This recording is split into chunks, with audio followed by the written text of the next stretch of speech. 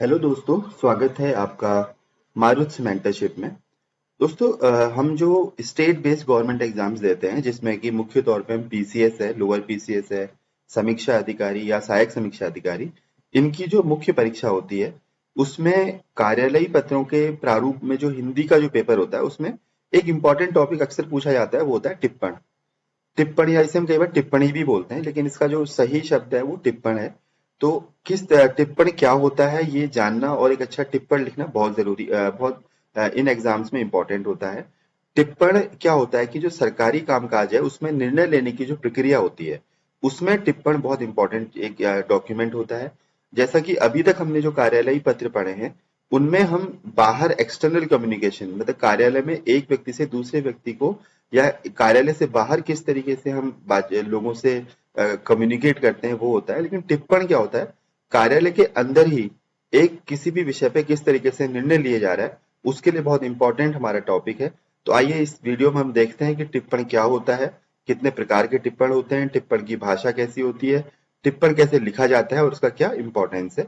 तो देखिए इस वीडियो में हम इस चीज को देखेंगे। इससे पहले कि हम टिप्पण के डिटेल में जाएं, ये देखिए हमारा क्या है, सिलेबस है उत्तराखंड पीसीएस का, जिसमें टिप्पण, प्रारूपण और संक्षेपण जो है वो टोटल 15 नंबर का दिया हुआ है। 5 नंबर का टिप्पण, 5 नंबर का प्रारूपण और 5 नंबर का संक्षेपण। तो इस हिसाब से भी देखें तो टिप्पण क्या हो जाता है, बहुत इंपॉर्टेंट हमारे एग्जाम के हिसाब से हो जाता है। तो अब इस वीडियो में आइए देखते हैं टिप्पण कैसे लिखा जाता है। टिप्पणी लेखन अर्थात टिप्पण कार्यालयों के बीच पत्र व्यवहार करने हेतु पत्राचार के विभिन्न रूपों का प्रयोग किया जाता है, परंतु किसी कार्यालय में बाहर से आए हुए किसी पत्र आदि पर कार्रवाई करने से पूर्व एक या एक से अधिक अधिकारियों तथा सहायकों में वस्तु स्थिति को समझने व संक्षेप में प्रस्तुत करने की आवश्यकता होती है। इन सब कार्यों को कराने के लिए फाइलों आदि पर जो लिखित रूप से प्रस्तुत किया जाता है उसे टिप्पणी कहा जाता है।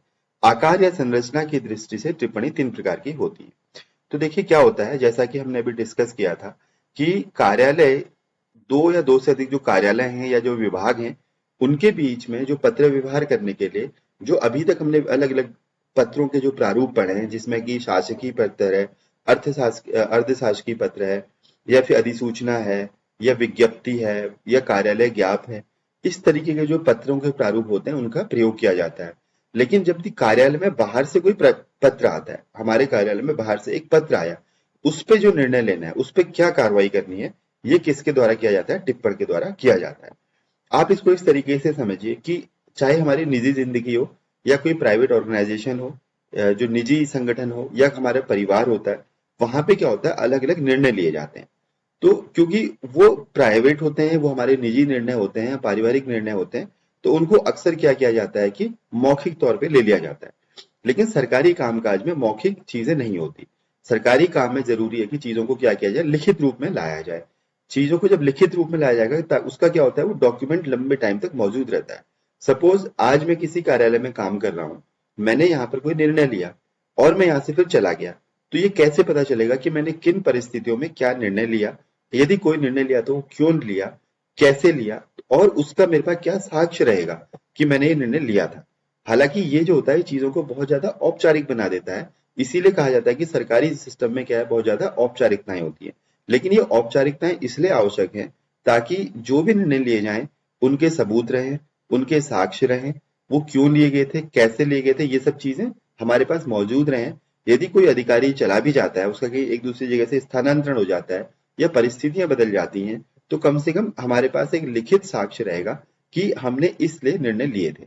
तो जो टिप्पण है, टिप्पण एक तो जो हमने बताया कि कार्यालय में जो बाहर से जो पत्र आ रहे हैं उन पे क्या कार्रवाई करनी है, उन पे क्या निर्णय लेने हैं, ये टिप्पण से होता है। दूसरा, कार्यालय में किसी भी परिस्थिति में क्या निर्णय लिए जाने हैं, वो भी किसके थ्रू होता है, टिप्पण से होता है। मतलब अगर हम इसको देखें इस तरीके से, तो जो टिप्पण है वो क्या होता है कि सरकारी कामकाज में हमारा एक प्रूफ है, डिसीजन मेकिंग का, निर्णय लेने का क्या है, एक प्रूफ है, जिसे हम क्या बोलते हैं, टिप्पण बोलते हैं। अब देखिए जो टिप्पण है वो कितने प्रकार के होते हैं, 3 प्रकार के होते हैं। पहले हमारा प्रशासनिक या नेमी टिप्पणी, दूसरा है स्वतः पूर्ण टिप्पण। स्वतः पूर्ण टिप्पणी कितने होते हैं, 2 प्रकार के होते हैं, एक होता है अधिकारी स्तर पर, एक सहायक स्तर पर, और तीसरा है आवती पर आधारित टिप्पण। यह टिप्पण सहायक स्तर पर ही लिखी जाती है।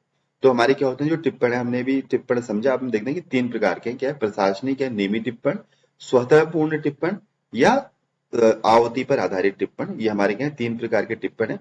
अब हम क्या करेंगे, इनको एक-एक करके इनको पढ़ते हैं। इससे पहले कि हम इन तीनों टिप्पणों के डिटेल में जाएं, इसमें हम देखते हैं कि इनमें कुछ बेसिक चीजें क्या-क्या होती है। देखिए, टिप्पण सदैव मानक नोटशीट पर लिखी जाए। क्या होता है, हमारी एक नोटशीट होती है जो कि A3 साइज का एक पेपर होता है, नोटशीट होती है। मैं भी आपको उसका एक नमूना दिखाऊंगा। उसके ऊपर टीप एवं आज्ञाएं लिखा रहता है। उसी पेपर में हमेशा क्या होता है, नोटशीट में ही टिप्पण लिखी जाती है।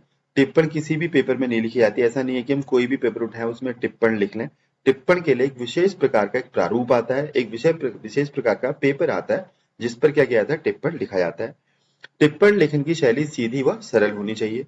सीधी और सरल, ताकि इजीली वो क्या हो जाए, समझ में आ जाए। टिप्पण संक्षिप्त एवं सुसंगत होनी चाहिए।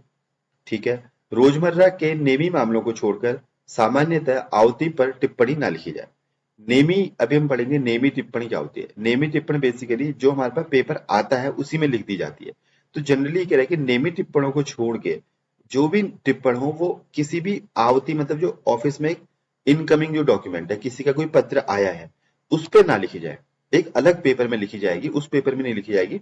हाँ, जो नेमी टिप्पण है वो उसी पेपर पे लिखी जा सकती है। विचाराधीन आवती, नई आवती के मुद्दों को फाइल पर ज्यों का त्यों नहीं लिखा जाए और न ही उसका सार दिया जाए। जो विचाराधीन आवती है, मतलब जो अभी आई है जिस पर हमें भी निर्णय लेना है, या जो नई आवती, आवती का मतलब मैं आपको बताना चाह रहा हूँ, बाहर से जो पत्र हमारे ऑफिस में आते हैं उन्हें आवती बोला जाता है। तो जो विचाराधीन विचाराधीन आवती है या जो नई आवती है, उनके मुद्दों को फाइल पर ज्यों का त्यों न लिखा जाए और ना ही उनका सार दिया जाए। उसमें क्या लिखा जाए यह भी आपको आगे बताएंगे। टिप्पणी सदैव सुव्यवस्थित एवं व्यावहारिक हो। सुव्यवस्थित होनी चाहिए और क्या होनी चाहिए, व्यावहारिक होनी चाहिए। आदेश सुझाव देते समय अधिकारी को टिप्पणी के वास्तविक मुद्दों तक ही सीमित रहना चाहिए। हमें इधर उधर की बातें नहीं करनी है। जो जो हमारा टॉपिक है, जो विषय है, उसी के मुद्दों पे रहना है। लंबी टिप्पणियों के अंत में एक पैरा होना चाहिए जिसमें संक्षेप में और स्पष्ट रूप में विचाराधीन मामले का सार हो। अगर टिप्पणी वैसे तो बहुत ही ब्रीफ और छोटी होनी चाहिए। यदि लंबी टिप्पणी है तो अंत में क्या होगा, एक पैरा होगा जो उसे संक्षेप और स्पष्ट रूप से थोड़ा उसका क्या दे देगा, सार दे देगा, पूरी टिप्पणी का सार दे देगा। इसके अलावा देखिए, नोटशीट के प्रत्येक पृष्ठ के चारों ओर लगभग 1 इंच का हाशिया रखा जाना चाहिए। तो हमें क्या करना है, इसमें हाशिया छोड़ना है चारों तरफ 1-1 इंच का। टिप्पणी को स्पष्ट करने के लिए अनुच्छेदों में विभाजित कर संक्षिप्त शीर्षक भी दिए जा सकते हैं। यदि हमारी टिप्पणी बहुत लंबी है तो हम क्या कर सकते हैं, उसको छोटे छोटे पार्ट्स में डिवाइड करके और हर पार्ट पार्ट को एक शीर्षक दे सकते हैं। हालांकि ऐसा होता नहीं है। किसी मामले में स्पष्ट भूलों, गलत बयानी की ओर ध्यान आकर्षित करना आवश्यक हो या किसी मत की आलोचना करनी हो तो अभिमत शिष्ट और संतुलित भाषा में हो तथा किसी भी प्रकार के व्यक्तिगत दोषारोपण से बचा जाए। इवन अगर हमें किसी की गलती निकालनी है या किसी की भूल या किसी के ऊपर सपोज ऑफिस में किसी कार्मिक के ऊपर कार्रवाई करनी है, उसने कुछ गलती करी, उस पर कार्रवाई करनी है, तो भी जो हमारी भाषा होनी चाहिए वो क्या होनी चाहिए, शिष्ट होनी चाहिए और संतुलित होनी चाहिए। ऑफिशियल लैंग्वेज है क्योंकि उसमें कुछ भी गलती नहीं होनी चाहिए। और व्यक्तिगत दोषारोपण तो, पर्सनल चीजें तो बिल्कुल ना हो। असाधारण मामलों में संयुक्त सचिव उनके उच्चतर अधिकारी हरी या लाल स्याही का प्रयोग कर सकते हैं, जबकि अन्य श्रेणी के अधिकारी कर्मचारी काली या नीली स्याही का प्रयोग करते हैं। देखिए, टिप्पण में मूलतः काली और नीली ही स्याही का प्रयोग किया जाता है, लेकिन असाधारण मामलों में केवल संयुक्त सचिव या उनसे उच्च स्तर के अधिकारी ही हरी या लाल स्याही का प्रयोग कर सकते हैं।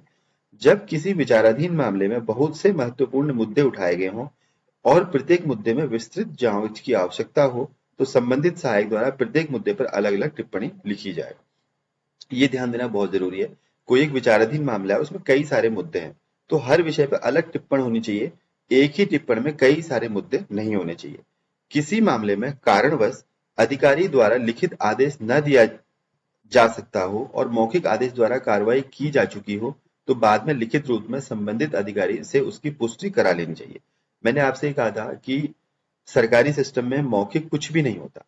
आपको हर चीज का क्या होता है, प्रूफ रखना होता है। हर चीज का लिखित हमें क्या चाहिए होता है, साक्ष्य चाहिए होते हैं। तो कई बार क्या होता है कि जल्दीबाजी में और आजकल ऐसा बहुत होने लगा है, क्योंकि आजकल मोबाइल से कई बार क्या होता है, कॉल्स आते हैं और काम करने होते हैं। तो सपोज टेलीफोनिकली किसी को कह दिया गया है, मोबाइल से किसी को कह दिया गया है दूरभाष से कि आप ये काम कर दो, और वो काम कर दिया गया। लेकिन हमें बाद में क्या करना है, उस काम की भी एक टिप्पणी लिख के उसकी पुष्टि करा लेनी है और उसमें लिख लेना है कि आपके मौखिक आदेशों के क्रम में, यह लिख देना है कि आपके दूरभाष से की गई वार्ता के क्रम में एक कार्रवाई की गई है, जिस पर कि हमें क्या करना है, जो उच्च अधिकारी है जिसने आदेश दिया है उसकी क्या करना है, सिग्नेचर करा लेने हैं। तो ये बहुत इंपॉर्टेंट चीज है। तथ्यों के क्रमिक सार को तैयार कर एक अलग आवरण में अधिकारी के समक्ष प्रस्तुत करें, ताकि अधिकारी कम समय में मामले को समझकर निर्णय ले सके। देखिए, टिप्पण का एक बहुत बड़ा ये भी यूज होता है कि जो उच्च अधिकारी है उसको पूरे मामले को समझाया जा सके। क्या होता है कि उनके पास, उच्च अधिकारियों के पास समय की काफी कमी रहती है और कई बार उन्हें क्या होता है, क्योंकि उनके ट्रांसफर बहुत ज्यादा स्थानांतरण होते हैं, तो उन्हें विषयों की समझ भी वहां पर डेवलप करने में टाइम लगता है। तो इसलिए जो निचले स्तर के अधिकारी, कर्मचारी हैं या अधिकारी हैं, उनके लिए आवश्यक है वो टिप्पणी को इस तरीके से लिखे, टिप्पण को, कि उच्च अधिकारी को समझ में आ जाए और उस पर निर्णय ले सके। यदि फाइल में तथ्यों का क्रमिक सार नहीं है या फाइल की पिछली टिप्पण इस काम को पूरा न करती हो, तो ऐसे मामलों में अधिकारी के समक्ष स्पष्ट एवं संक्षिप्त, संपूर्ण, पूर्ण, स्वतः पूर्ण सार प्रस्तुत किया जाना चाहिए। क्या होता है कि फाइलें हमेशा एक विषय की फाइल होती है, उसमें निर्णय पीछे कई लिए गए होते हैं। अधिकारी जब उस निर्णय, किसी भी टिप्पण को समझनी हो, किसी भी विषय को समझना हो, तो फाइल का अध्ययन करते हैं और उसमें पहले क्या निर्णय लिए गए हैं, पहले क्या डिसीजन हुए हैं, पहले की जो टिप्पण होती है उनको पढ़ते हैं और उस टॉपिक को समझते हैं। तो यदि किसी फाइल में पूर्व के जो तथ्यों का क्रमिक सार ना हो या पहले के तथ्य ना हो, तो उस केस में जो नीचे के स्तर के कर्मचारी को क्या चाहिए कि वो पहले जो जो चीजें हुई हैं उन्हें पूरा लिखे टिप्पण में, और उसके बाद क्या करे वो अधिकारी, ताकि उसे इजीली समझ सके। लंबी टिप्पणियों के अनुच्छेदों पर क्रम संख्या होनी चाहिए। यदि टिप्पणी लंबी है तो उसमें क्रम संख्या लिख दी जाए। स्वतः पूर्ण और आवती पर टिप्पणी आधारित टिप्पणियों को आगे देखेंगे। तो अब देखिए, सबसे पहले हम पढ़ते हैं। हमने ये अभी तक जो हमने 17 चीजें आपको याद करनी है टिप्पणी के बारे में कि एक अच्छा टिप्पणी क्या होना चाहिए। अब हम देखते हैं कि क्या होती है हमारी टिप्पणियां। पहली हमारी है नेमी टिप्पणी। नेमी टिप्पण, नेमी टिप्पण क्या होती है? जब कोई नई आवती कार्यालय में आती है, तब उस पर शीघ्र कार्रवाई करने के उद्देश्य से अधिकारी हाशिए पर अधीनस्थ अधिकारी कर्मचारी को जो आदेश या दिशा निर्देश देता है उसे हाशिया टिप्पणी या नेमी टिप्पणी कहा जाता है। क्या होता है कि एक दिन में एक कार्यालय में कई सारे डॉक्यूमेंट्स आते हैं, कई सारे लेटर्स आते हैं। जब वो अधिकारी के सामने फाइल में रखे जाते हैं, तो अधिकारी क्या करते हैं, उन्हीं लेटर्स में, अभी मैं आपको उसके एक दो नमूने यहाँ पर दिखाऊंगा, उन्हीं लेटर में क्या करते हैं, उन्हीं पत्रों में या फिर उन्हीं आवती में लिख देते हैं अपने अधीनस्थ कर्मचारियों के लिए, अधिकारियों के लिए, कि इस पे ये कार्रवाई करें। जैसे वो लिख देते हैं अवलोकित, जैसे लिखते हैं चर्चा करें। तो उसको क्या बोला जाता है, नेमी टिप्पणी या हास्य टिप्पण बोला जाता है। किसके द्वारा लिखी जाती है? यह टिप्पणी अधिकारी स्तर पर लिखी जाती है। इसके द्वारा अधिकारी अपने अधीनस्थ अधिकारी कर्मचारी को कार्रवाई करने के संबंध में मार्गदर्शन देता है। क्या होता है, ये एक अधिकारी के द्वारा लिखी जाती है और जिसके द्वारा एक जो सुपीरियर हमारा जो अधिकारी है, जो ऊपर का अधिकारी है उच्च स्तर का, वो अपने अधीनस्थ अधिकारी या कर्मचारी को कार्रवाई करने के संबंध में मार्गदर्शन देता है। किन मामलों में करी जाती है नेमी टिप्पणी? नेमी टिप्पणियां सामान्य, प्रशासनिक, वित्तीय आदि मामलों से संबंधित होती है। इसमें होती है सामान्य, प्रशासनिक और वित्तीय मामलों से संबंधित होती हैं। सामान्य टिप्पणियां अधिकांश तौर पर हाशिए में अधिकारियों द्वारा लिखी जाती हैं। इनका उद्देश्य मामले को निपटाने के संबंध में आदेश निर्देश देना होता है। हाशिए में लिखे जाने के कारण इन्हें हाशिया टिप्पणी भी कहा जाता है। इसके देखिए कुछ कुछ क्या है, जैसे देख लिया है, देख लिया, धन्यवाद, मैं सहमत हूँ, कृपया चर्चा करें। तो ये बिल्कुल छोटा छोटा ब्रीफ में लिख दिया जाता है कि इस पे क्या क्या कार्रवाई करनी है। अब मैं आपको कुछ नेमी टिप्पण के क्या दिखाता हूँ, नमूने दिखाता हूँ कि नेमी टिप्पण कैसे लिखी जाती है। नेमी टिप्पण जो अभी हमने पढ़ा, अब उसका एक उदाहरण ये देखिए, उसका एक नमूना है जिसमें कि क्या है, जो अपर मुख्य अधिकारी जिला पंचायत देहरादून है, उन्होंने निदेशक पंचायती राज देहरादून को एक पत्र लिखा है। उस पत्र में कुछ मैटर हो सकता है। निदेशक ने क्या किया, जैसे ही उनको ये पत्र प्राप्त हुआ, अपने स्टेनो को, मतलब एसटी को पत्रालेख जारी करें एक आदेश जारी कर दिया। उसी में मतलब क्या किया उन्होंने, पत्र में ही लिख दिया। तो जो नेमी टिप्पणी होती है, वो जो आवती होती है, जो हमारा बाहर से कोई हमारे पास पत्र आता है, उसी में साइड में एक नोट लिख दिया जाता है जिसे नेमी टिप्पण कहा जाता है। इसके लिए अलग से एक टिप्पण नहीं चलाई जाती, एक अलग से फाइल नहीं चलाई जाती। जो पत्र आया उसी में साइड में क्या कर देंगे, एक नोट लिख देंगे, जो कि अक्सर कार्यालयों में ऐसा किया जाता है। इसी को क्या बोला जाता है, नेमी टिप्पण बोला जाता है। तो आपके सामने है ये नेमी टिप्पण का एक नमूना, जिसमें कि एक लेटर आया है देखिए, और साथ साथ में हाशिए में क्योंकि हाशिए में लिखा है इसलिए हाशिया टिप्पण भी बोलते हैं इसको।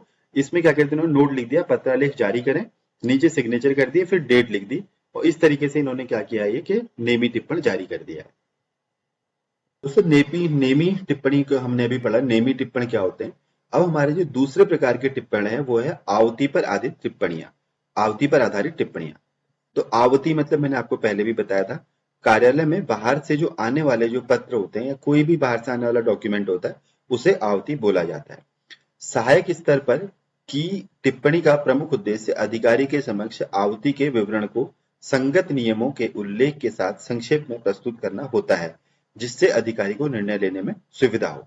क्या होता है कि बाहर से कोई भी डॉक्यूमेंट आता है, कोई भी लेटर आता है, जो अधीनस्थ अधिकारी या कर्मचारी है वो क्या करता है, एक उस पे टिप्पण बना लेता है और उसको उच्च अधिकारी के सामने रखता है, ताकि संक्षेप में उच्च अधिकारी को सब डॉक्यूमेंट पता चल जाए कि क्या क्या विषय क्या है और उस पर क्या क्या किया जा चुका है और क्या आगे होना है, क्या नियम है, उसकी डिटेल उसके सामने रखी जाती है, जिसे क्या बोलते हैं, आवती पर आधारित टिप्पण बोलते हैं। इसका प्रयोजन क्या है, इस प्रकार की टिप्पण में सहायक नोट शीट पर अपने अधिकारी को आवती का क्रमांक व पत्राचार खंड का प्रश्न लिखकर यह बताता है कि क्या क्या होता है इसके अंदर। देखिए ये बहुत इंपॉर्टेंट है, जो मैं बताने जा रहा हूँ 4 पॉइंट इसमें सबसे इंपॉर्टेंट है। आवती पर आधारित टिप्पण के लिए क्या है, प्रेषक ने क्या मांग की है, मतलब जो पत्र आया है उसमें जो प्रेषक द्वारा क्या मांग की गई है, मैं भी आपको इसका एक नमूना दिखाऊंगा तब आपको समझाऊंगा। दूसरा, उस मांग का क्या कारण है, ये लिखेगा। तीसरा, उसके संबंध में नियमों की क्या स्थिति है, ये भी लिखना बहुत जरूरी है। और चौथा, कार्यालय में काम की स्थिति को देखते हुए उस मांग का औचित्य कितना है। तो आप 4 चीजों को समझिए कि सबसे पहले जो पत्र आया है बाहर से, जो आवती है, उसमें जो प्रेषक है जिसने वो भेजी है, उसने क्या मांग करी है, उसकी क्या डिमांड क्या है, उसने क्या कहा है उसमें। दूसरा, उसके पीछे कारण क्या है, लॉजिक क्या है, क्या कारण दिया है उसने। ये दोनों चीज हमें उसी के पत्र से उठानी है, इसमें हम कुछ नया नहीं कर सकते। ये जो पहले के 2 टॉपिक हैं, ये हमें जो पत्र आएगा उससे उठाएंगे, उसी से क्या उसमें लिखा गया है, क्यों लिखा गया है। तीसरा, उसके संबंध में नियमों की क्या स्थिति है, ये हमें अपने हिसाब से करना है। ये जो हमारा कर्मचारी जो टिप्पण लिखेगा, जो कार्यालय में कर्मचारी है, उसे नियमों का ज्ञान होना चाहिए कि जो प्रेषक ने ये कहा है, उसके पीछे ये औचित्य उसने दे रखा है, लेकिन नियम ये है। तो उसके बाद हम तीसरे पैराग्राफ में नियम लिखेंगे। चौथा पैराग्राफ में क्या होगा कि कार्यालय में काम की स्थिति को देखते हुए क्या औचित्य है, मतलब हम अपना ओपिनियन उसमें रख सकते हैं या हमारी क्या राय है, जो नीचे के स्तर का अधिकारी, अधीनस्थ अधिकारी है, उसकी क्या राय है वो इसमें रखी जाएगी। और बाकी फिर ऊपर के अधिकारी को निर्णय लेने के लिए छोड़ दिया जाएगा। वो हमारी राय से सहमत हो सकता है, असहमत हो सकता है, या उसमें कुछ चेंज मॉडिफिकेशन कर सकता है। लेकिन हमें इसको, ये 4 चीजें हमारी क्या होती हैं, किसी भी टिप्पण का अभिन्न हिस्सा होती हैं। अंत में टिप्पणीकार अपना सुझाव भी देता है, और यदि उसे अधिकारी के अनुमोदन का पूरा विश्वास होता है तो वह उसके उत्तर का मसौदा भी अनुमोदनार्थ प्रस्तुत कर देता है। अब दोबारा देख लीजिए संक्षिप्त में, टिप्पणी के टिप्पण जो होता है उसके 5 चरण निम्नलिखित हैं, क्या क्या है। सबसे पहले आवती का विषय, कि जो आया है उसका क्या विषय है, उसके पीछे क्या कारण है, उसमें नियम क्या है, कार्यालय में कार्य की स्थिति क्या है, और अपना क्या उसके सुझाव है। ये क्या है, एक ये हमारी मेन टाइप की टिप्पण है, जो हमारी नेमी टिप्पणी है। और जो अभी एक और टिप्पण मैं आपको बताऊंगा, उसके परिप्रेक्ष्य में ये सबसे ज्यादा क्या है, इंपॉर्टेंट टिप्पण जो है यही है। अब फिर से एक बात देख लीजिए इसको, किसके द्वारा, आवती पर कार्रवाई करने हेतु सहायक जो होता है वो अधिकारी को टिप्पण प्रस्तुत करता है।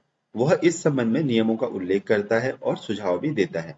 अधिकारी अपने विवेकानुसार उसमें संशोधन कर अपना अनुमोदन देता है। किन मामलों में लिखी जाती है ये टिप्पण का प्रयोग, जो हमारी टिप्पण है इसका प्रयोग अल्पकालिक मामलों, नेमी मामलों, पत्राचार मामलों में कार्रवाई, समस्या सुलझाने वाले मामलों तथा नीति और योजनागत मामलों में किया जाता है। ठीक है, इन मामलों में इसका प्रयोग किया जाता है। अब देखिए टिप्पण की भाषा कैसी होगी। टिप्पण संक्षिप्त और विषय संगत होनी चाहिए, मतलब संक्षिप्त हो, बहुत लंबी चौड़ी ना बातें ना लिखी गई हो, और विषय संगत मतलब जो टॉपिक है उसी के इर्द गिर्द घूमते हो। टिप्पणी व्यावहारिक भाषा में लिखी जानी चाहिए। इसकी भाषा कैसी होनी चाहिए, व्यावहारिक होनी चाहिए। टिप्पणीकार को शिष्ट और संतुलित भाषा का प्रयोग करना चाहिए, ये तो शिष्ट और संतुलित भाषा होनी चाहिए। टिप्पण में कथनात्मक, सुझावात्मक और सूचनापरक कर्मवाच्य वाक्य साँचों का प्रयोग होता है तथा यह अन्य पुरुष में लिखी जाती है। ये बहुत इंपॉर्टेंट, देखिए इसमें कर्मवाच्य लिखा में होता है। ये आपने व्याकरण में कर्मवाच्य पढ़ा होगा। जो टिप्पण होती है हमेशा क्या होती है, वो कर्मवाच्य होती है और अन्य पुरुष में लिखी जाती है। जैसे आवेदन किया है, बताया है, नियम है, किया जा सकता है, दी जा सकती है आदि, इन सब शब्दों का, इन सेंटेंसेस का यूज किया जाएगा। भाषा का स्वरूप निर्वैयक्तिक होता है, मतलब इंडिविजुअलिस्टिक नहीं होता, हमेशा क्या होता है, किसी भी निर्वैयक्तिक होता है। अब देखिए इस टिप्पण का हम प्रारूप देखते हैं कैसा होता है। सबसे ऊपर इसमें क्या लिखा जाता है, क्रम संख्या लिखी जाती है, किसकी, आवृत्ति की। क्या होता है कि जो भी आवृत्ति होगी उसकी क्रम संख्या होगी, पत्रांक संख्या होगी। तो सबसे ऊपर क्या लिखी जाएगी, क्रम संख्या, और दूसरा पृष्ठ संख्या। हर किसी टिप्पण में पृष्ठ संख्या होना क्या है, बहुत जरूरी है। उसके बाद देखिए क्या होता है, सीधे कलेवर मतलब उसका बॉडी पार्ट आ जाता है हमारा टिप्पण का। और इधर बाई साइड में नीचे हस्ताक्षर, प्रस्तुतकर्ता और दिनांक लिखी जाती है। हस्ताक्षर लिखा जाएगा, फिर प्रस्तुतकर्ता और उसका दिनांक लिखी जाएगी, यहाँ पे बाई साइड में आएगी।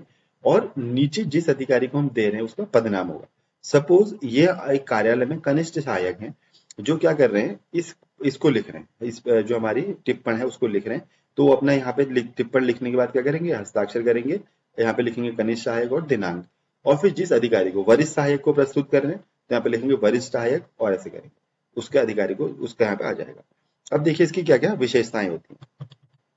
आवृत्ति पर आधारित टिप्पणी में सर्वप्रथम संबंधित सहायक आवृत्ति की क्रम संख्या तथा पत्राचार भाग की पृष्ठ संख्या लिखता है। मुख्य कलेवर के नीचे बाईं ओर वह तारीख सहित पूर्ण हस्ताक्षर करता है तथा हस्ताक्षर के नीचे उस अधिकारी का पदनाम लिखता है जिसे टिप्पणी प्रस्तुत की जानी है। तो ये हमने ऊपर अभी देखा, हमने सबसे ऊपर देखा कि क्या लिखेगा वो, सबसे पहले सेंटर में पत्राचार की क्रम संख्या और पृष्ठ संख्या। फिर वो क्या करेगा, यहाँ पे कलेवर मतलब इसका जो बॉडी पार्ट है वो लिखेगा। फिर यहाँ पर अपने हस्ताक्षर और दिनांक, और यहाँ पे जिस अधिकारी को प्रस्तुत करनी है उच्च अधिकारी का, उसका पदनाम, और उसको आगे बढ़ा देगा फाइल को। दूसरा, टिप्पण के को पैराग्राफों में विभाजित किया जाना चाहिए। पैराग्राफों को कम क्रम संख्या दी जानी चाहिए। अगर पैराग्राफ है तो उसमें क्रम, पहले वाले को हम 1 नहीं देते, फिर आगे 2 3 4 ऐसे करके उसको क्रम संख्या देते हैं। और यदि आवश्यक हो तो संक्षिप्त शीर्षक भी दिया जा सकता है, जरूरी हो तो। जनरली हम शीर्षक देते नहीं है। फाइल के टिप्पण भाग के प्रथम पृष्ठ के शीर्ष पर फाइल संख्या, मंत्रालय विभाग का नाम, शाखा, अनुभाग और फाइल के विषय का उल्लेख किया जाना चाहिए। ये होता है प्रथम पृष्ठ पर होता है, इससे टिप्पण का मतलब नहीं है, ये तो फाइल से संबंधित है, किया जाना चाहिए। अब ये देखिए हमारे पास क्या है, हमने ऊपर प्रारूप देखा था, अब हम एक नमूना देखा। नमूना देखिए, अनुमति देने हेतु सुझाव। पहले हमने लिखा, देखिए क्रम संख्या, आवृत्ति, फिर पृष्ठ संख्या, पत्राचार क्या है ये हमने लिख दिया। प्रस्तुत आवृत्ति इस कार्यालय के श्री एस ठाकुर सहायक निदेशक द्वारा दी गई है। हम पहले क्या कर रहे हैं, जो हमारे पास आवृत्ति आई है उसके बारे में लिख रहे हैं, क्या है देखिए, प्रस्तुत आवृत्ति इस कार्यालय के श्री एस ठाकुर सहायक निदेशक द्वारा दी गई है, जिसमें उन्होंने बताया है, अब क्या कहा है देखो, कि उनका स्थानांतरण मुंबई हो गया है, उनके बच्चों की परीक्षाएं जुलाई माह में होनी है, अतः वह अपने परिवार को अभी मुंबई नहीं ले जा सकते। श्री ठाकुर ने जुलाई माह के अंत तक परिवार को दिल्ली में ही रखने की अनुमति मांगी है। ये क्या है उनका, उन्होंने क्या उस पत्राचार में लिखा वो इसमें दिया है, क्या है उन्होंने क्या कहा है, क्यों कहा है, ये दो चीजें इसमें आ गई। अब उनकी जो उनकी रिक्वेस्ट है उस पर क्या नियम है, देखिए नियमानुसार स्थानांतरण के बाद कर्मचारी 6 माह तक सरकारी आवास में अपने परिवार को रख सकते हैं तथा उसके बाद मकान का किराया बाजार भाव से देना होगा। ये किसने लिखा है, ये उन्होंने देखो नियम लिख दिया। पहले ऊपर था कि पत्र में क्या लिखा है, दूसरा क्यों लिखा है, तीसरा पार्ट नियम क्या है। अब चौथा पार्ट इसमें क्या आ जाएगा, अपनी राय क्या है। चूंकि श्री ठाकुर के स्थानांतरण आदेश 4 मई 2007 को जारी हुए हैं, अतः उन्हें परिवार को जुलाई 2007 तक रखने की अनुमति दी जा सकती है। ये क्या है, हमारा अपना ओपिनियन, हमारी क्या राय है, वो टिप्पण लेखन वाले ने दे दी। आदेश हेतु प्रस्तुत, अब चाहे तो उच्चाधिकारी इसे माने चाहे ना माने, लेकिन आदेश हेतु प्रस्तुत कर दी गई है। इन्होंने यहाँ पर क्या किया देखिए, अपना नाम लिख दिया और डेट लिख दी, अंजन, और किसको प्रस्तुत किया है, प्रशासनिक अधिकारी को प्रस्तुत किया है। अब इसमें प्रशासनिक अधिकारी क्या निर्णय लेते हैं ये उनके हाथ में। अब ऐसी देखिए हमारे पास एक और नमूना, हमारे पास दूसरा देखते हैं, विशेष अनुमति का सुझाव। देखिए क्रम संख्या 20, आवृत्ति के जो क्रम संख्या है, फिर पृष्ठ संख्या 20, पत्राचार। यह आवेदन श्री ए के भट्टाचार्य अवर सचिव ने दिया है, जिसमें उन्होंने बताया है कि उन्हें हैदराबाद में आने वाली पर्यावरण संरक्षण संबंधी गोष्ठी में भाग लेने जाना है। यह बैठक 6 जून 2007 को हो रही है। 7 जून को प्रातः 10 बजे मंत्रालय में विभागीय पदोन्नति समिति की बैठक हो रही है। श्री भट्टाचार्य इस समिति के सदस्य हैं, इसलिए इनका अगले दिन मुख्यालय में रहना बहुत जरूरी है। ये हमने देखो क्या है, एक जो ए के भट्टाचार्य हैं अवर सचिव, उन्होंने एक क्या दिया, प्रार्थना पत्र दिया है कि हैदराबाद में एक पर्यावरण संरक्षण संबंधी संगोष्ठी हो रही है जिसमें उन्हें जाना है। अब वो 6 जून को होनी है, तो यहाँ तक तो उनकी होगी। अब 7 जून को ये हम लिख रहे हैं, यहाँ पे जो टिप्पणी लिखने वाला लिखेगा कि 7 जून को क्या है, एक विभागीय पदोन्नति समिति की बैठक है जिसमें उनका रहना अनिवार्य है क्योंकि वो उसके सदस्य हैं। ये हमने इस स्थिति को स्पष्ट कर दिया। यदि श्री भट्टाचार्य गाड़ी से लौटेंगे तो वे 7 जून को होने वाली बैठक में भाग नहीं ले सकेंगे क्योंकि हैदराबाद से दिल्ली आने में लगभग 2 दिन का समय लगता है। नियमानुसार श्री भट्टाचार्य हवाई जहाज से यात्रा करने के हकदार नहीं है क्योंकि उनका मूल वेतन 10,000 रुपए प्रति मास है। ये हमने क्या कर दिया, इस स्थिति को स्पष्ट कर दिया। क्या नियम है वो बता दिया। अब हम अपना ओपिनियन बता रहे हैं। चूंकि श्री भट्टाचार्य का दोनों बैठकों में भाग लेना लोकहित में है, इसलिए उन्हें हैदराबाद से बेंगलुरु की यात्रा हवाई जहाज से करने की विशेष अनुमति प्रदान की जा सकती है। अब हम क्या कर रहे हैं, भट्टाचार्य जी को, हालांकि वो एलिजिबल नहीं है लेकिन दोनों मीटिंग्स में उनको बैठना है, इसलिए हम ऐसा कर रहे हैं। नियमानुसार अनुमति प्रदान करने के लिए संयुक्त सचिव सक्षम अधिकारी है। ये हवाई यात्रा की परमिशन कौन दे सकता है, संयुक्त सचिव लेवल के अधिकारी दे सकते हैं। ये भी हमने नियम लिख दिया। आदेश के लिए देखने की कृपा करें। सिंपल हमने क्या क्या देखे, भट्टाचार्य जी ने क्या कहा था, हमसे क्या मांगा था, क्या नियम है, उसके ऊपर क्या नियम हो सकता है और कौन सक्षम अधिकारी है, सब कुछ इसमें हमने खोल दिया। आदेश के लिए देखने की कृपा करें। सरीन जिसने लिखा अपना नाम और डेट लिख दी और किसके लिए भेज दिया, इसको अनुभाग अधिकारी के लिए भेज दिया। ये हमारे क्या देखिए टिप्पणी के क्या थे, बहुत कुछ प्रारूप थे, कुछ नमूने थे जो कि बहुत अच्छी टिप्पणी लिखी गई थी। अब ये देखिए कुछ में इसमें कुछ अभिव्यक्तियां जो इसमें क्या करी जाती है, यूज करी जाती है टिप्पणी में, उनको देख लीजिए। उक्त सभी बातों को ध्यान में रखते हुए श्री शर्मा सहायक को कार्य हित में अनुवाद कार्य के लिए अनुमति देना उचित नहीं होगा। अवर सचिव आदेश के लिए देखें, ये एक लैंग्वेज है, इसको देख लीजिए। श्री राजेश सहायक निदेशक ने दिनांक 7/6/2008 तथा 6/8/2008 को होने वाली 2 दिवसीय संगोष्ठी में भाग लेने की अनुमति मांगी है। श्री महेश, ये क्या है, मेरे कुछ सेंटेंसेज हैं जो कि टिप्पणी में यूज किए जाते हैं, बस मैं आपको इनसे सिर्फ अवेयर कराना चाह रहा हूँ कि सेंटेंसेस क्या है। श्री महेश सहायक ने मकान की मरम्मत के लिए दिनांक 4/6/2008 से 15/6/2008 तक 12 दिन की अर्जित छुट्टी के लिए आवेदन किया है। श्री महेश के खाते में 100 दिन की छुट्टी बकाया है, अतः नियमानुसार श्री महेश को छुट्टी मंजूर दी जा सकती है। श्रीमती सुमिता को प्राज्ञ पाठ्यक्रम संबंधी बैठक में भाग लेने का आदेश दिया जा सकता है। नियमानुसार 1,500 रुपए त्योहार अग्रिम स्वीकृत किया जा सकता है। श्री अनिल अनुसंधान सहायक की चरित्र तथा पूर्ववर्ती सत्यापन रिपोर्ट प्राप्त नहीं हुई है, अतः गृह मंत्रालय को इस संबंध में एक अनुस्मारक भेजा जाना है। मसौदा अनुमोदनार्थ प्रस्तुत है। श्री वेंकट सहायक निदेशक 2 वर्ष की परीक्षा काल पूरा कर चुके हैं, अतः उन्हें इस पद पर स्थायी किया जा सकता है। ये क्या है, कुछ सेंटेंसेज हैं जिसका कि हम यूज कर सकते हैं। अब हम देखिए, मैं आपको कुछ और नमूने दिखाता हूं और हम अगले टाइप की जो हमारी टिप्पण है उसको पढ़ेंगे। ये हमारा आवती पर टिप्पण का एक और हमारा देखिए, मैं आपके सामने नमूना रख रहा हूँ। सबसे पहले देखिए इसमें क्या है, एक पत्र आया है कहीं से, कहाँ से आया है, संतोष कुमार अग्रवाल अधिशासी अभियंता ने एक पत्र लिखा है, किसे, मुख्य अभियंता उत्तर प्रदेश राज्य विद्युत परिषद को एक पत्र लिखा है। क्या लिखा है इन्होंने, देखिए, विषय विद्युतीकरण योजनाओं के संपादन में विलंब। महोदय, उपर्युक्त विषय के संबंध में आपसे विचारार्थ यह प्रस्तुत करना है कि वर्तमान समय में इस खंड के अंतर्गत 15 ग्रामीण विद्युतीकरण योजनाएं चल रही हैं। इन सभी योजनाओं में कार्य प्रगति पर है तथा आगामी 2 वर्षों में सभी योजनाओं को पूर्ण करने का लक्ष्य है। वर्तमान समय में जितने कर्मचारी इस खंड में तैनात हैं वे सभी आज से 10 वर्ष पूर्व के इस खंड कार्यभार के अनुसार हैं। इस प्रकार पूर्व में स्वीकृत पात्र अनुरक्षण हेतु स्वीकृत पदों पर नियुक्त कर्मचारियों में ही समस्त अनुरक्षण एवं निर्माण कार्य लिया जा रहा है। फलस्वरूप यथा समय कार्य पूर्ण होना संभव नहीं है। यह भी उल्लेखनीय है कि एचटी लाइनों के बनने के साथ ही यदि एलटी लाइनों का निर्माण हो पाएगा, तो इन्होंने क्या किया है, इस संबंध में आपसे अनुरोध है कि निर्धारित मानदंड के अनुसार इस खंड में वर्तमान कार्यभार को ध्यान में रखते हुए निम्नलिखित अतिरिक्त पदों की स्वीकृति प्रदान करने का कष्ट करें। सहायक अभियंता 4, अवर अभियंता 16, लाइनमैन 32, कुली 64। यह स्पष्ट किया जा रहा है कि उपयुक्त पदों की स्वीकृति न मिलने से ग्रामीण विद्युतीकरण का कार्य सदैव पूर्ण नहीं हो पाएगा। बहुधी, तो इन्होंने क्या किया है, अपने यहाँ की एक प्रॉब्लम बताई है अपने उच्चाधिकारी को कि हमारे यहाँ इतना नया काम आ गया है लेकिन हमारे यहाँ जो पद हैं वो पहले के ही रह गए हैं, इसलिए हमें अतिरिक्त इतने लोगों की आवश्यकता है, जो उन्होंने एक लेटर लिखा है। अब इसको क्या किया, ये हायर ऑफिस पहुंचा तो देखो वहां पे क्या है, टीप एवं आज्ञाएं, ये हमारा फॉर्मेट है टीप का। ऊपर देखिए क्या लिखा है, टीप एवं आज्ञाएं।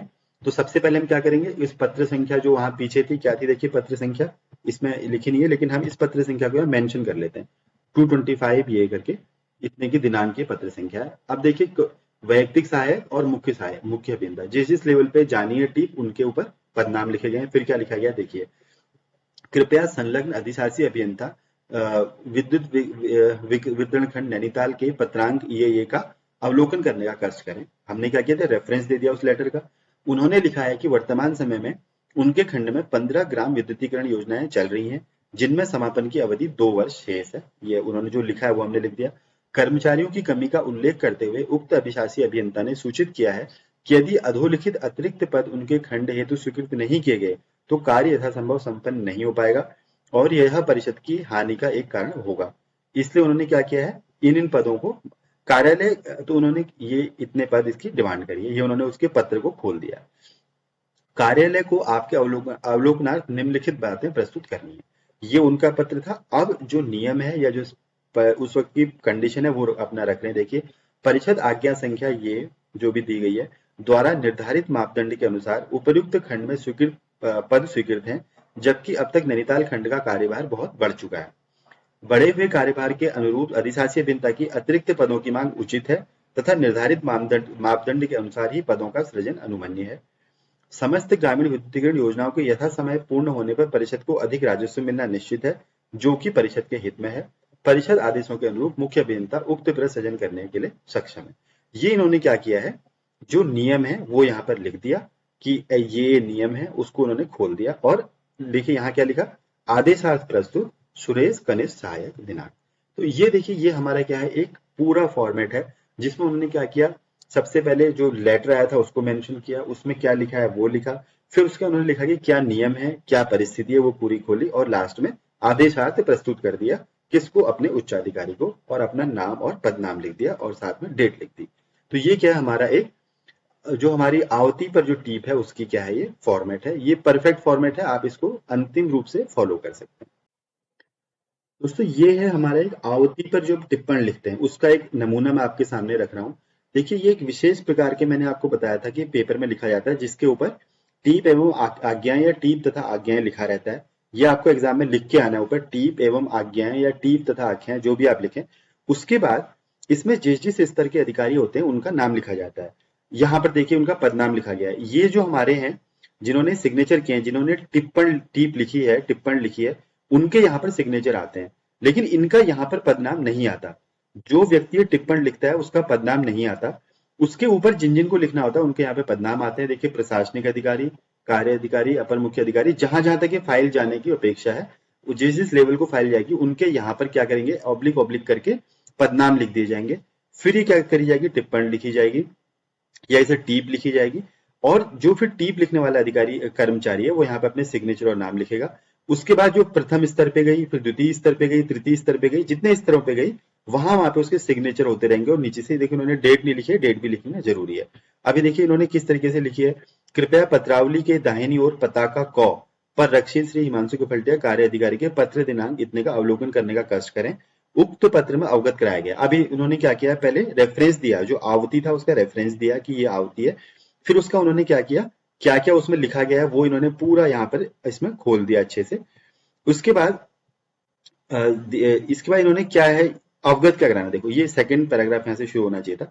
यह भी अवगत कराया गया है कि उनके द्वारा जिला पंचायत उत्तरकाशी टिहरी यहाँ काम किया गया है। अब ये देखो इन्होंने क्या यहाँ पे नियम क्या है, उक्त क्रम में अवगत कराना है कि श्री हिमांशु कवल्टा की इस पंचायत में ये स्थिति इन्होंने जो स्पष्ट कर दी, वो स्थिति स्पष्ट कर दी इन्होंने की क्या है, उक्त के क्रम में अवगत कराना है कि श्री हिमांशु कफलटिया दिनांक 1/7/19 से इस जिला पंचायत में कार्यकारी अधिकारी के पद पर कार्यरत हैं तथा इनके ऊपर इस जिला पंचायत से किसी प्रकार की कोई देयता नहीं है। अतः ये उनका अपना क्या है, जो उन्होंने राय दी है, जो निर्णय है।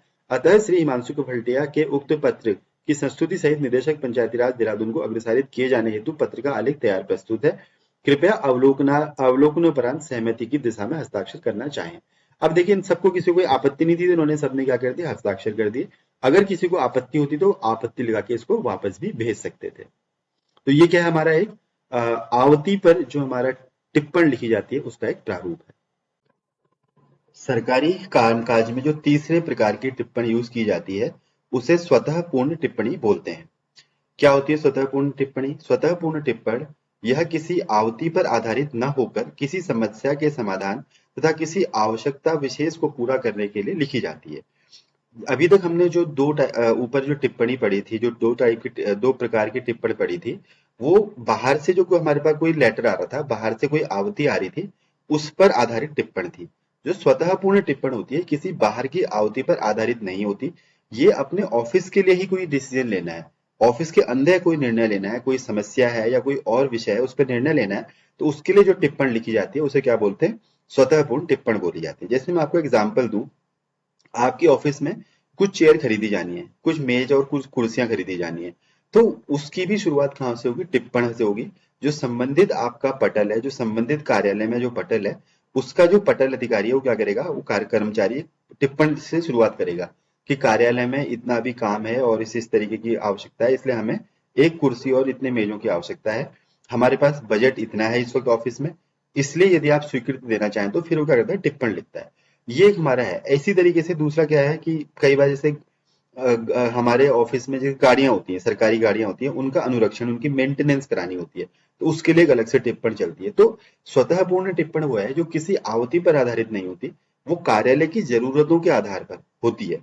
सपोज स्टाफ, ऑफिस में स्टाफ की कमी है, आपको स्टाफ मांगना है, तो आप क्या करेंगे? एक टिप्पणी शुरुआत करेंगे कि वर्तमान में ऑफिस में इतना इतना काम है, इतने स्वीकृत पद हैं, इतने ही पद उसमें से भरे गए हैं, इसलिए हमें क्या है? इतने लोग जो है कम है, इनकी आवश्यकता है, इसके लिए फिर आप क्या करेंगे? टिप्पण लिखेंगे। तो ये क्या होती है? हमारी स्वतःपूर्ण टिप्पण होती है। इसका क्या क्या प्रयोजन होता है? देखिए, किसी भी कार्यालय में उत्पन्न समस्याओं के समाधान हेतु स्वतःपूर्ण टिप्पण लिखी जाती है। देखिए समस्याओं का समाधान एक चीज है, उसके अलावा भी कोई भी निर्णय अगर कार्यालय में लेना हो तो वो बिना टिप्पण के नहीं होता। छोटे से छोटा निर्णय चाहे बड़े से बड़ा निर्णय टिप्पण से शुरू होता है, तो इसलिए कार्यालय में किसी भी प्रकार की जो निर्णय लेने के लिए टिप्पण का यूज किया जाता है। कभी कभी किसी आवश्यकता विशेष को पूरा करने के लिए भी स्वतःपूर्ण टिप्पण लिखी जाती है। जैसे लेखन सामग्री की मांग के लिए स्वतःपूर्ण टिप्पण लिखी जाती है, जैसे मैंने आपको भी बताया था। टिप्पण का यह स्वतंत्र स्वरूप स्वतंत्र टिप्पण के रूप में होता है, क्योंकि वह किसी नई या पुरानी आवृत्ति के संदर्भ में न होकर स्वतंत्र प्रकृति का होता है। क्योंकि इसमें पहले से कोई बेस नहीं होता, इसलिए क्या होता है? हमेशा एक नया होता है। किसके द्वारा लिखी जाती है? यह टिप्पण अधिकारी स्तर पर भी लिखी जा सकती है तथा सहायक स्तर पर भी लिखी जाती है। अभी तक जो हमने टिप्पण देखी थी वो बेसिकली सहायक स्तर पे लिखी जा रही थी। ये टिप्पण दोनों स्तरों पे लिखी जा सकती है, अधिकारी स्तर पर भी, सहायक स्तर पर भी, लेकिन मुख्य तौर पर सहायक स्तर पर ही लिखी जाती है। किन मामलों में लिखी जाती है? अतिरिक्त स्टाफ की मांग के लिए, एवजी की मांग के लिए, लेखन सामग्री की मांग के लिए, बैठकों तथा संगोष्ठियों के आयोजन हेतु, बैठकों संगोष्ठियों के आयोजन के लिए बजट मांगने हेतु। तो जो भी कार्यालय में हमारे रोजमर्रा के काम होते हैं, उनके लिए ये टिप्पण लिखी जाती है। इसकी भाषा कैसी होनी चाहिए? टिप्पण संक्षिप्त और सुसंगत होनी चाहिए, ये तो हम जानते ही हैं। भाषा सरल और स्पष्ट होनी चाहिए। अपने विचारों को शिष्ट और संतुलित भाषा में व्यक्त करना चाहिए। सूचना परक एवं सुझावात्मक वाक्य सांचों का प्रयोग अधिक होता है। कैसी होती है? संक्षिप्त और सुगम होती है, स्पष्ट होनी चाहिए, सरल होनी चाहिए, और संतुलित भाषा में क्या होना चाहिए? व्यक्त किया जाना चाहिए अपने उसको। ये इसका क्या है? देखिए, प्रारूप है। सबसे ऊपर क्या होती है? फाइल संख्या होती है। फिर औद्योगिक विकास विभाग, सामान्य प्रशासन अनुभाग, तो सबसे ऊपर देखिए यहाँ पे क्या आ जाएगी? हमारी फाइल संख्या आएगी। उसके बाद जो विभाग है जहाँ पे निर्णय टीप लिखी जा रही है उसका आएगा। फिर इसमें विषय भी लिखा जाता है। जो स्वतःपूर्ण टिप्पण होती है उसमें विषय लिखा जाता है। सपोज क्या लिखा है? लेखन सामग्री की मांग संबंधी, ऐसे करके विषय लिखा जाएगा। फिर यहाँ पे बॉडी पार्ट मतलब कलेवर आ जाएगा। उसके बाद यहाँ पर हस्ताक्षर, फिर दिनांक, फिर पदनाम। ये इसका क्या है? एक ब्रीफ क्या है वो है। तो सबसे ऊपर देखिए क्या है हमारा? फाइल संख्या सेंटर में, फिर हमारा क्या है? जिस अनुभाग या जिस विभाग के लिखे जा रहे हैं वो, फिर यहाँ पे विषय, फिर इसका कलेवर, फिर हस्ताक्षर जिसने लिखा है उसके हस्ताक्षर और दिनांक, फिर उसका पदनाम जिसे कि आगे बढ़ाया जाना है, जिसे दिया जाना है निर्णय के लिए। प्रारूप: स्वतः पूर्ण टिप्पण के ऊपर मध्य में सर्वप्रथम विभाग या कार्यालय का नाम लिखा जाता है। बाईं ओर विषय होता है। मुख्य कलेवर के नीचे सहायक स्तर की टिप्पणी में कर्मचारी बाईं ओर अपने हस्ताक्षर, दिनांक सहित करता है तथा अधिकारी स्तर की टिप्पणी में अधिकारी दाईं ओर अपना पदनाम और तारीख सहित पूर्ण हस्ताक्षर करता है। टिप्पणी के बाईं ओर उच्च अधिकारी का पदनाम लिखते हैं जिसे टिप्पणी प्रस्तुत की जानी। ये अभी हमने वो देखा ऊपर। टिप्पणी को पैराग्राफों में विभाजित किया जाएगा। पैराग्राफों के की क्रम संख्या दी जानी चाहिए। यदि आवश्यक हो तो संक्षिप्त शीर्षक भी दिए जा सकते हैं। टिप्पणी से पूर्णतः सहमत होने पर संबंधित अधिकारी टिप्पणी के नीचे दाईं ओर अपने हस्ताक्षर करता है। अगर कहाँ करेगा? दाईं ओर। जो सबॉर्डिनेट है वो हमेशा बाईं ओर करेंगे और जो सुपीरियर है वो हमेशा दाईं ओर करेंगे। टिप्पण का क्या होता है? रूल होता है। अब देखिए ये दूसरा हमारा क्या है, जो अधिकारी स्तर की टिप्पण है उसका पार वो है। देखिए यहाँ पे फिर से देखिए संख्या और किसने किया है उसका पूरा नाम देखिए। यहाँ भारत सरकार रक्षा मंत्रालय, इसका पूरा अपना एड्रेस दे दिया। फिर यहाँ पे इन्होंने विषय लिखेंगे। फिर सेम फॉर्मेट, इस कार्यालय में दिनांक 1 सितंबर 2007 से 14 सितंबर 2007 तक हिंदी पखवाड़ा आयोजित किया गया। इस पखवाड़े में अधिकारियों एवं कर्मचारियों के लिए विभिन्न प्रतियोगिताएं आयोजित की गई। इन प्रतियोगिताओं में भाग लेने वाले कर्मचारियों को पुरस्कृत करने हेतु इस वर्ष भी दिनांक 20/9/2007 को पुरस्कार वितरण समारोह आयोजित किया जाना है। इस अवसर पर सांस्कृतिक कार्यक्रम के आयोजन हेतु गीत एवं नाट्य प्रभाग के कलाकारों को आमंत्रित करने का प्रस्ताव है। निदेशक महोदय के अनुमोदनार्थ प्रस्तुत। बहुत ही ब्रीफ टिप्पणी है। देखिए क्या क्या है, हिंदी पखवाड़ा मनाना है, उसमें कुछ कलाकारों को बुलाना है, पुरस्कार वितरण भी आयोजित किया जाना है, इसलिए कुछ जो नाट्य प्रभाग के कलाकारों को आमंत्रित किए जाने के लिए क्या है। और नीचे लाइन देखिए, निदेशक महोदय के अनुमोदनार्थ प्रस्तुत। इधर देखिए हस्ताक्षर अंजन सरकार सहायक निदेशक, क्योंकि क्या है देखिए ये अधिकारी के द्वारा लिखी गई है, इसलिए इनके हस्ताक्षर बाईं साइड ना आके दाईं साइड आएंगे। और जिनको इन्होंने भेजना है उनका क्या हो जाएगा यहाँ पर? उपनिदेशक, जिनको ये भेज रहे हैं, जो जिनके अनुमोदनार्थ रखी जा रही है। फिर अगला देखिए एक और है, यहाँ पे संख्या है राजभाषा विभाग, तकनीकी प्रभाग। इस प्रभाग में 2 तकनीकी सहायक श्री रमेश चंद्र तथा श्री दिनेश गुप्ता अगले माह की 15 तारीख तक कार्यभार ग्रहण कर रहे हैं। इन 2 कर्मचारियों के लिए मेजें, कुर्सियां तथा 2 कंप्यूटर खरीदे जाने हैं। फर्नीचर तथा कंप्यूटर की तत्काल खरीद के लिए निविदाएं मंगाई जानी है। फर्नीचर तथा कंप्यूटर कंपनियों को भेजे जाने वाले पत्रों का मसौदा अनुमोदन प्रस्तुत है। ये देखिए फिर अधिकारी ने हस्ताक्षर कर दिए। हस्ताक्षर जेबी पटनायक अनुभाग अधिकारी। और किन के अनुमोदन के लिए रख रहे हैं? अवर सचिव के अनुमोदन के लिए रख रहे हैं, तो उनका यहाँ पर पद नाम आ गया।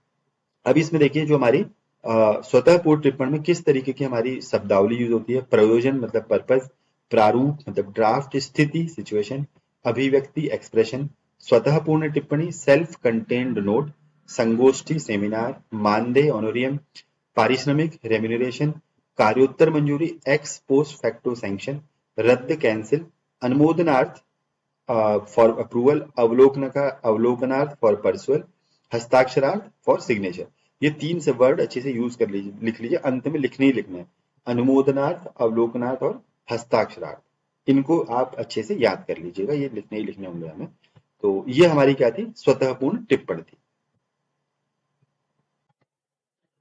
तो दोस्तों इस वीडियो में हमने राज्य सिविल सेवा चाहे उत्तराखंड पीसीएस हो या यूपी पीसीएस हो, लोअर पीसीएस, समीक्षा अधिकारी, सहायक समीक्षा अधिकारी का जो मुख्य परीक्षा का सिलेबस है, उसमें जो भाषा या हिंदी का जो एक इम्पोर्टेंट पेपर होता है, जिसमें टिप्पण एक बहुत महत्वपूर्ण टॉपिक है, उसके बारे में पढ़ा।